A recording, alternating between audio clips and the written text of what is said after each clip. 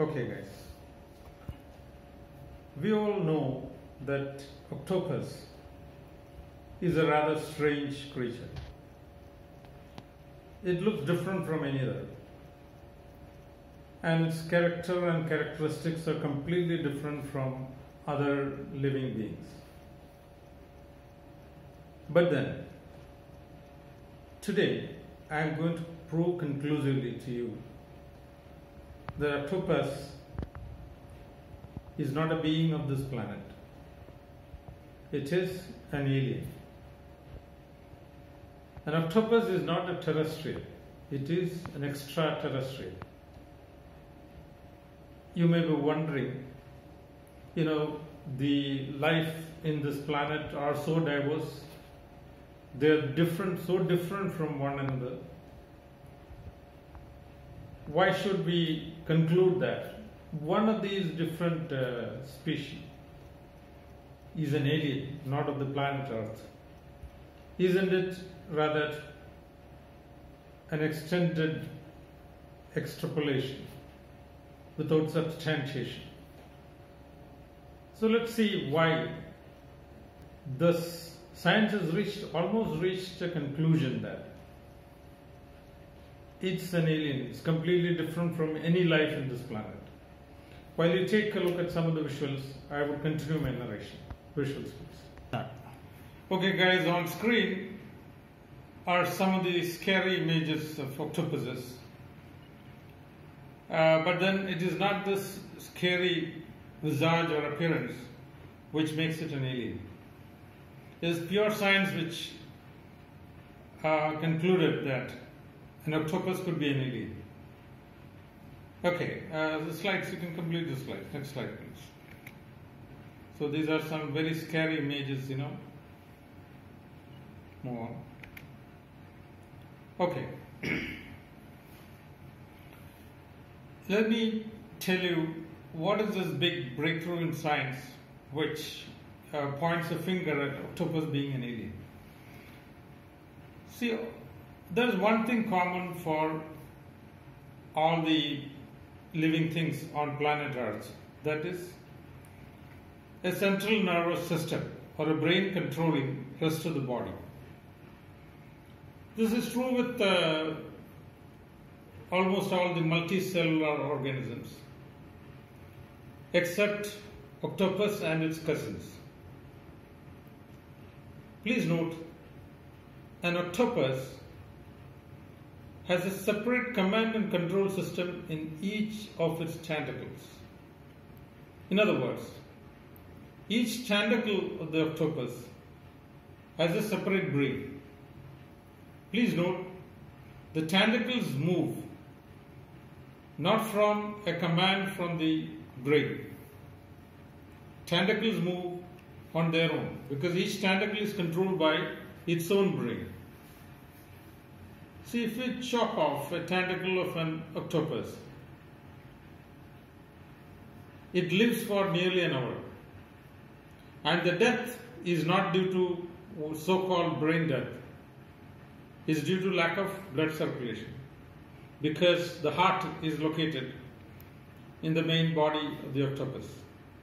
So the tentacle dies not because of brain death, it has its own brain. The tentacle dies because of lack of blood circulation. There have been cases where the severe tentacle killing another living thing. The severe tentacle moves and behaves as if it is part of the octopus because it has its own command and control system. Now, there is no other being except octopus and its cousins with a separate brain in each of the organ. See, what is so interesting and funny is that the central system in its head, octopus head, is actually like headquarters and tentacles are like branch offices. The branch offices sent consolidated information to the head office, but decisions are taken independently by the tentacles. Okay, I'll substantiate further. Okay, finish the slides and get back. So in other words, in an octopus, there is distributed processing of information. Now it's like a modern warehousing, data warehousing system, where there is distributed processing of information, not centralized. So the octopus is actually, in terms of information transfer, more advanced than human beings, because it is a distributed processing system, not central. You may be wondering, what is a big deal? So you look at this simple scenario. A human being walking on a rough road. If there is a sharp stone somewhere, unless his central nervous system, that is his brain, unless his eyes spot that sharp object, his brain receives and records that information and passes on a command to the foot to jump over it or move sideways, you are sure to hurt your foot on the sharp stone. Whereas in an octopus, there are not only sensory systems but also control systems. The tentacle takes an evasive action by itself. It doesn't need a command and control from the central nervous system located in the head. It is a ganglionic network within the tentacle, which is why it's so difficult to kill an octopus, because it has so many different brains. I am reminded of the Indian mythological character Ravana, who is said to have 10 heads.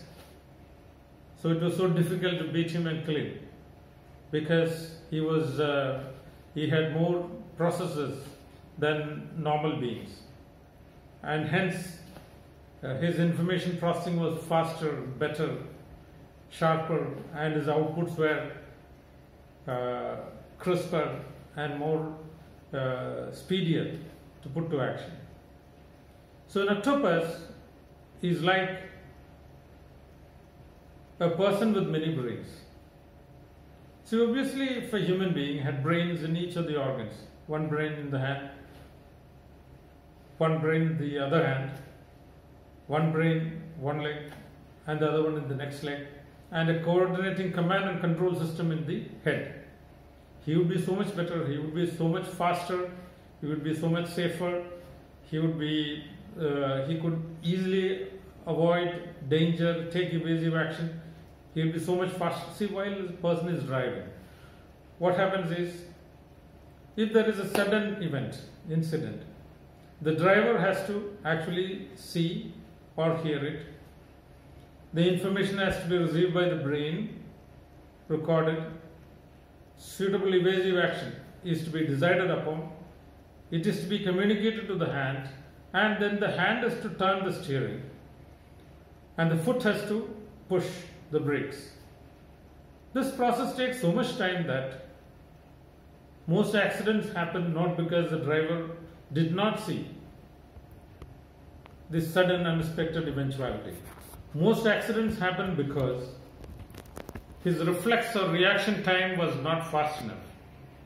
If he had brains all over, brains controlling hands, brains controlling legs, and a central nervous system, we would have had very little accidents on the road, because decisions would be so much faster. So please note, an octopus is unlike any other earthly being. An octopus has brains in each of its tentacles, and it has a central command and control system in the head. The net result is, you have a being which can take faster, swifter, better decisions, even better than a human being when it comes to avoiding danger. Thank you very much.